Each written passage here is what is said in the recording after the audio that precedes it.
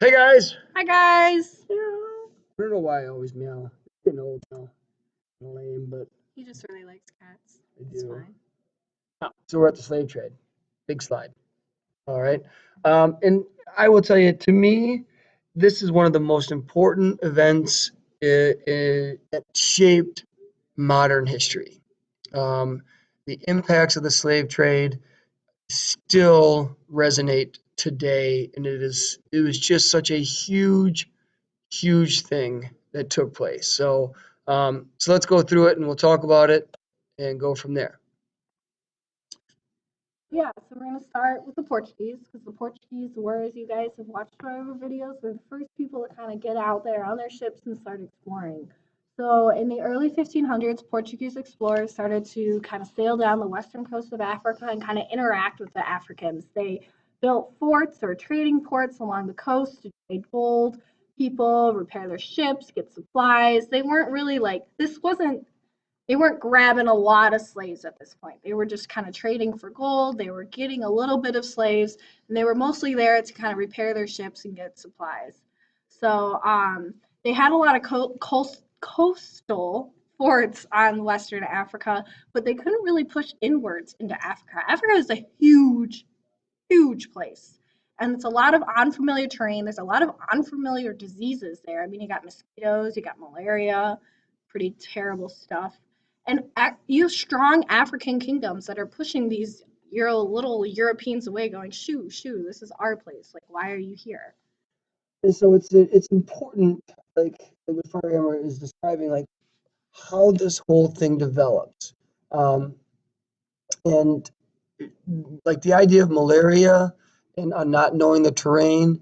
Uh, the Europeans figure out that at this point they're just not there yet, military technology wise yet.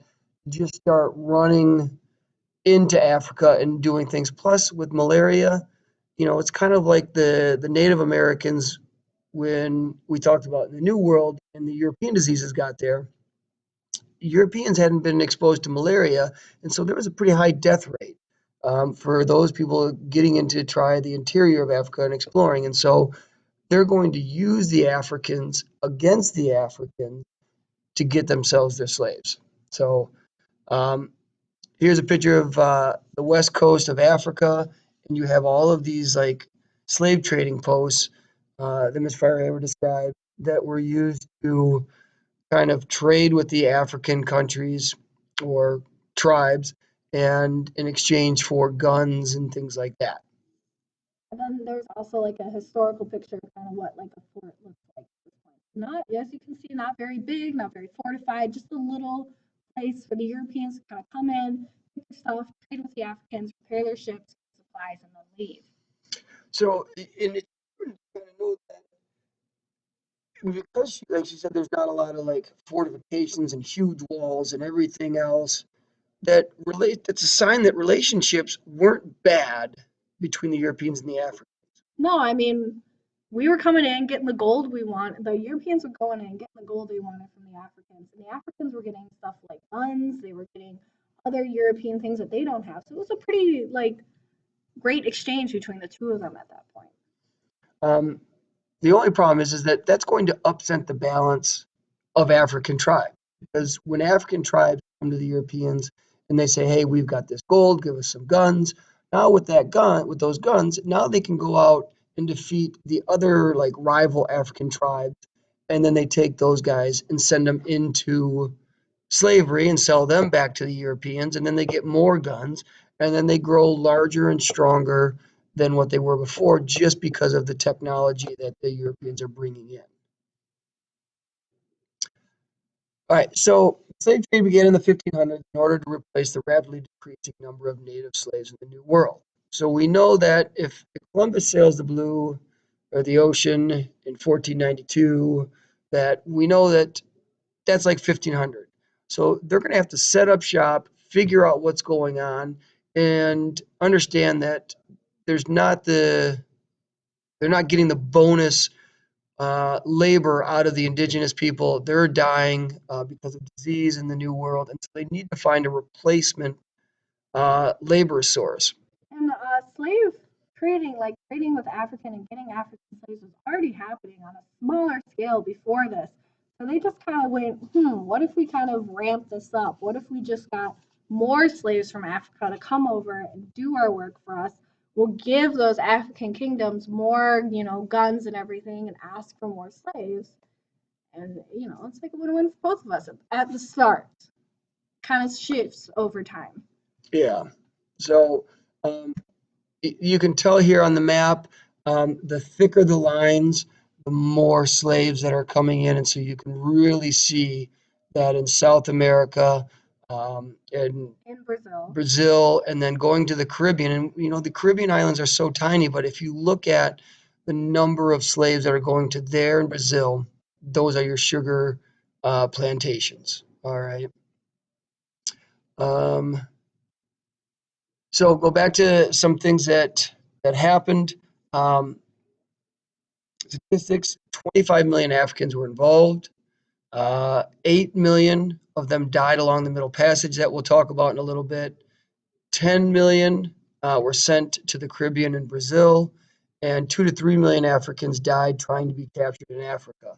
So you have almost half dying either in the Middle Passage or trying to be captured in Africa.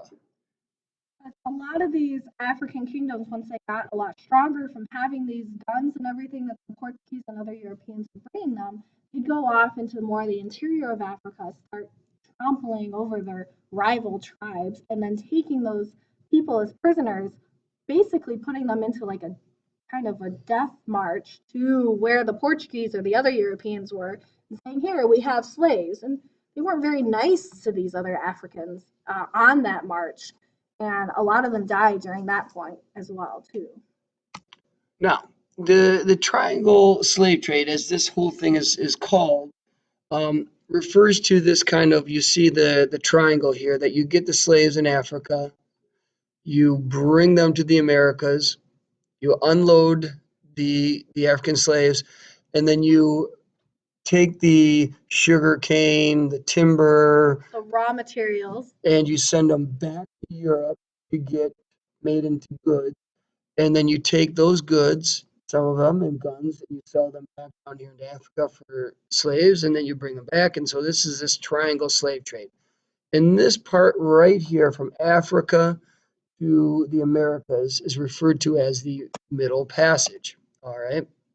And the length usually lasts about 6 to 12 weeks. So you're talking anywhere from a month and a half to 3 months, all right, of being on a slave ship. And the Middle Passage was about a brutal experience as you could ever think about being in. Like, you can think of the worst experience you've ever had and then multiply it by like a billion, and it wouldn't even be how terrible it was for these slaves to travel along the Middle Passage. They were packed so tightly. We're going to look at pictures here. I don't know if Sharpe wants to move them now, but they were packed so tightly. You can see on the left there, basically as big as you were, that's the only space you had. And then somebody was right next to you, and somebody was right next to you. And then you had different layers of people too. So they'd stack you up on top of each other. You were chained together. You couldn't leave and be like, "Hey, Mr. Slave Person, I gotta go to the bathroom." You literally went to the bathroom on somebody because that's how tightly you were. People were getting seasick because obviously these Africans had probably never been on a ship before because they lived in Africa. Why would they need a ship? And so they were getting seasick. They're not getting fed very well. People are dying. You're literally probably chained next to somebody who's already died. And it's just. And as it says here, like it would pack these ships so tightly because they knew that, like, we have 300 slaves on this ship. We're only going to pack food for 200 of them, knowing that 100 of them are going to most likely die. And so we'll have enough food. So imagine, like, this is a crazy part.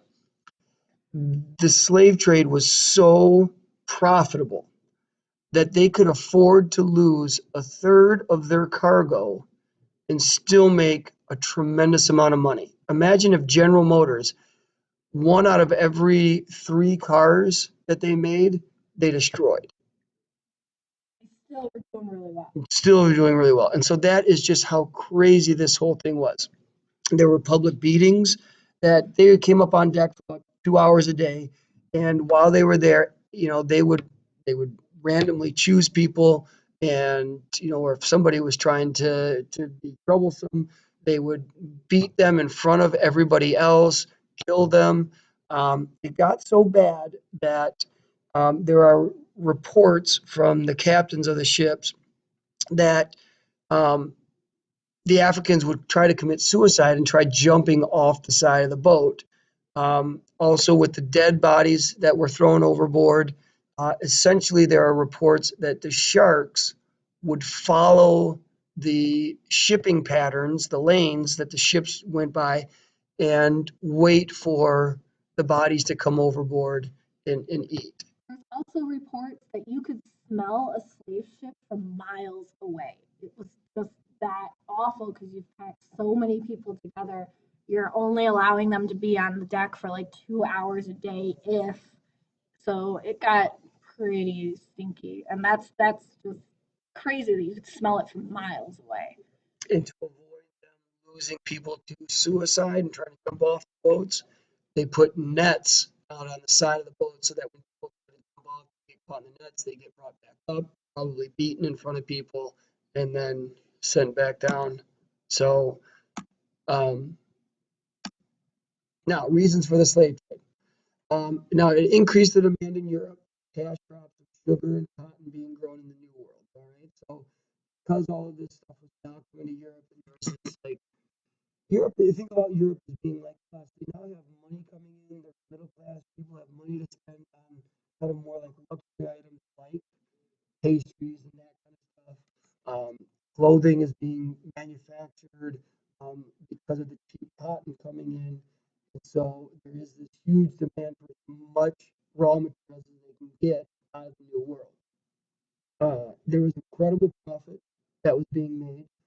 Um, so much so that, like insurance companies, there is you ever heard of Lloyd's of London, and they're the ones that, like, if you are um, like a rocket dancer, those ladies that do the kick line there in New York, and if you're in there, your legs are insured by Lloyd's of London. Um, NFL football players, like receivers, like I think Terrell Owens had his hands insured so that if he ever had some type of hand injury and he couldn't play wide receiver, he had an insurance policy on his hands.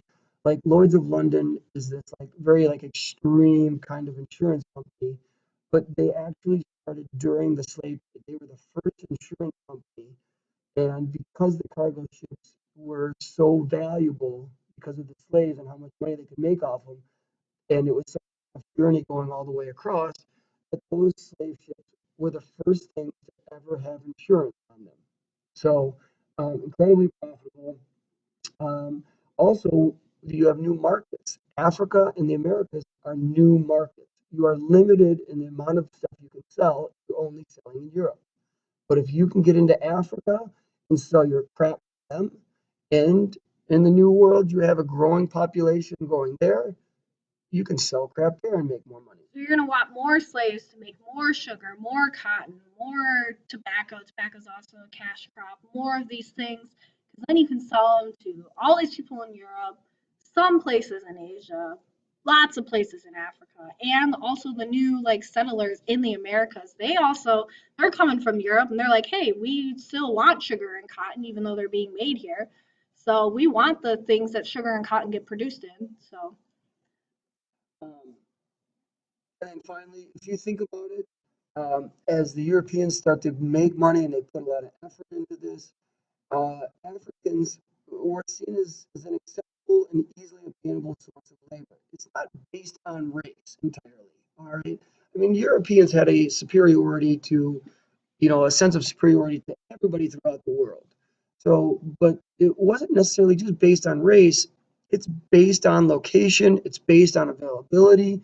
When you take a look at the idea of you have a small tribal network in Africa, they're not going to be able to stand up to a army that the Europeans could come in and push around.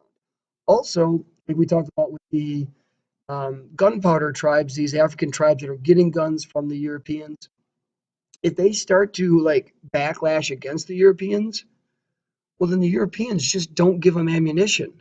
Those guns aren't really that good of a weapon without bullets. And so what happens is like, hey, you know what? We're done working with you guys.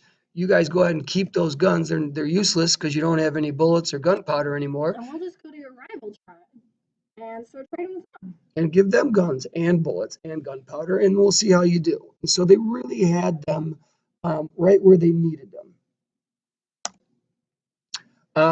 Now, so the slave trade ended in 1804 officially, all right. But this is the slave trade that brought Africans to the New World. The internal slave trade of those slaves that were born on plantations in the New World, you could still trade them as property in, anywhere from the United States, the Caribbean, South America. So as those slaves were having children and that kind of stuff, the slave population continued to grow, and the owners of those slaves would just sell those children and that into slavery somewhere else. So, pretty depressing topic, I know. But It's an important topic. when you think of the impact that it had racially within the Americas, when you think of the amount of money that Europe is going to make off of the slave trade, which is going to then allow them to create more technology, more military, better ships, better control of the Americas. Everything is going to be kind of connected back to the slave trade, because without that source of labor, there is not that same amount of money coming in from the colonies. And that means that those kings in Europe are going to become so powerful and learn to how to dominate India and China and all that never occurs without the slave trade. So, a horrible, horrible thing, but its impact on history is one of the greatest. So, all right. All right, we'll talk to you guys later. Well.